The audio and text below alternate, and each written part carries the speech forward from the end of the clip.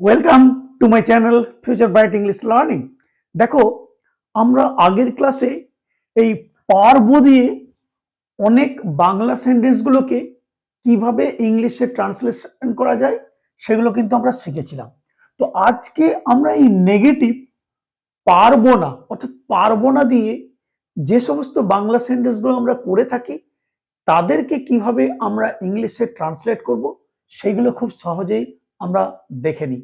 তো পারবো নিশ্চয়ই মনে আছে, তার সূত্রটা আমরা কি করেছিলাম? সাবজেক্ট নিয়েছিলাম, তারপরে নিয়েছিলাম শ্যাল বি কিংবা নিয়েছিলাম উইল বি, তারপরে কি বলেছিলাম?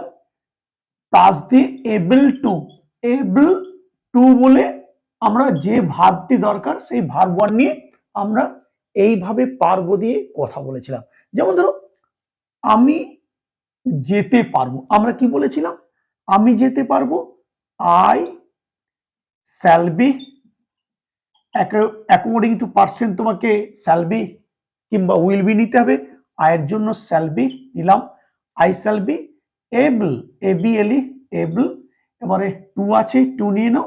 এবারে বলেছে যে ভার্বটা তোমাকে দরকার, যেতে পারবো টু গো, খেতে পারবো টু ইট, পড়তে পারবো টু রিড, লিখতে পারবো টু রাইট। অর্থাৎ তোমার যে ভার্ব তোমার এখানে দরকার, তুমি যে ভার্বে কথা বলতে চাইছো তার ভার্ব ওয়ান কিন্তু নিতে হবে। তাহলে আমি যেতে পারবো, I shall be able to গো। এবার তুমি এই দিকটা যা বাড়ানোর দরকার তুমি কিন্তু বাড়াতে পারো। আমি ওখানে যেতে পারবো, I shall be able to go there. যা বলতে চাইছো তুমি কিন্তু বলে নিতে পারবে। সুতরাং আমার সূত্র ছিল কি? সাবজেক্ট শ্যাল বি কিংবা উইল বি, এবল টু বলে ভার্ব ওয়ান নিয়ে আমি কিন্তু করতে পারি। এটা ছিল আমার অ্যাফার্মেটিভ, পারবো। কিন্তু পারবো না ক্ষেত্রে কি করব? খুব সহজ, শুধুমাত্র এই শ্যাল উইলের মাঝে একটা করে নট বসিয়ে দাও, তাহলে সূত্রটা কি হয়ে যাবে? এখানে তুমি একটা নট ঢুকিয়ে দেবে, আই শ্যাল নট বি, এখানে হয়ে যাবে will not be. According to subject I shall not be কিংবা উইল নট বি, তারপরে যা আছে একই থাকবে। এবার ধরো আমি যেতে পারবো না, আমি লিখছি, বাংলাটাকে লিখে দিই, আমি যেতে পারবো না, পারবো না। তাহলে কি হবে?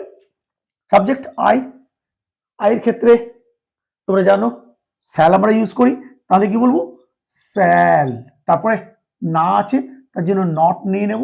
এরপর যা সূত্র আছে, I shall not be able to, এবারে যাওয়ার ইংরেজি বসিয়ে দাও go, I shall not be able to go. এরপর তুমি এই সূত্র ধরে পারবো না যা কথা বলতে চাইছো, হাজার হাজার সেন্টেন্স, শুধু এই ভার্বটা চেঞ্জ করে দাও, এই জায়গাটা চেঞ্জ করে দাও আর কথা বলে যাও। আমি লিখতে পারবো না, I shall not be able to right. আমি পড়তে পারবো না, I shall not be able to read. আমি ফুটবল খেলতে পারবো না, I shall not be able to play football. আমি ক্রিকেট খেলতে পারবো না, I shall not be able to play cricket. দেখতে পাচ্ছ? অর্থাৎ এই শ্যাল উইলের পরে একটা করে নট বসিয়ে দাও, অ্যাফার্মেটিভে যা সূত্র ছিল তাই সূত্র কিন্তু থাকবে। এবারে ধরো যদি সে হয়, সেই ক্ষেত্রে আমরা কি করবো? Will not be. ধরো সে যেতে পারবে না, তাহলে কি বলবো? He will not be able to গো।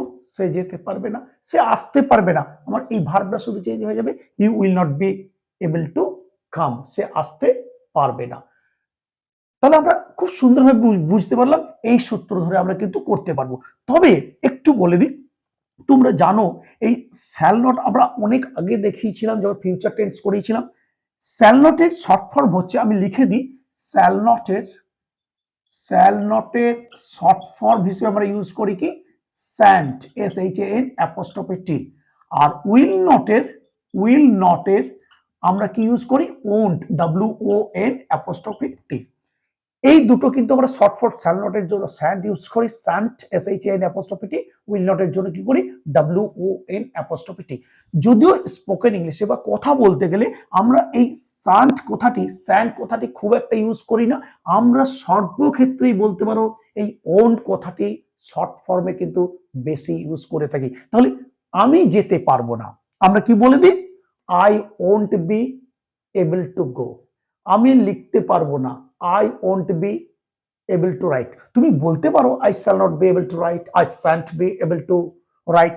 যদিও শ্যান্ট কথাটি কম ইউজ করা হয়, স্পোকেনের ক্ষেত্রে সবাই কি বেশি ইউজ করে ওন্ট কথাটি ইউজ করে। I won't be able to write it, আমি এটা লিখতে পারবো না। আমি ফুটবল খেলতে পারবো না, I won't be able to play football. Say football খেলতে পারবে না, ওই একই, হি won't be able to play football, say football খেলতে পারবে না। অর্থাৎ এই যখন পারবো নার ক্ষেত্রে বলতে পারো আমরা এই স্যান্টের পরিবর্তে সবার ক্ষেত্রেই এই ওন কথাটি বিশেষ করে কথা বলার জন্য বেশি ব্যবহার করে থাকি। তুমি ওন্ট ইউজ করতে পারো, স্যান্টও ইউজ করতে পারো। জানো স্যান্ট কোথায় কোথায় হয়, আয়ের ক্ষেত্রে, উইয়ের ক্ষেত্রে, আই সেল উই সেল, সেক্ষেত্রে দুইজনের ক্ষেত্রে, এই দুটোর ক্ষেত্রে তুমি স্যান্ট ইউজ করতে পারো। না হলে সবার ক্ষেত্রেই তুমি কিন্তু ওন্ট ইউজ করতে পারো। তাহলে তুমি শ্যাল নট দিয়েও বলতে পারো, উইল নট দিয়েও বলতে পারো, বা স্যান্ট দিয়েও বলতে পারো, ওন্ট দিয়েও বলতে পারো। তবে আমরা বেশি বলে থাকি, বারবার বলছি কি স্যান্টের পরিবর্তে ওন্ট কিন্তু আমরা বেশি ইউজ করে থাকি। অর্থাৎ আমি যেতে পারবো না, I won't be able to go. আমি আমার ক্লাস নিতে পারবো না, I won't be able to take my classes today. আজ আমি আমার ক্লাস নিতে পারবো না, I won't be able to take my classes today. I won't be able to attend my classes today, আজকে আমি আমার ক্লাসে অ্যাটেন্ড করতে পারবো না। সে আজকে ক্লাসে অ্যাটেন্ড করতে পারবে না, হি won't be able to attend the classes today.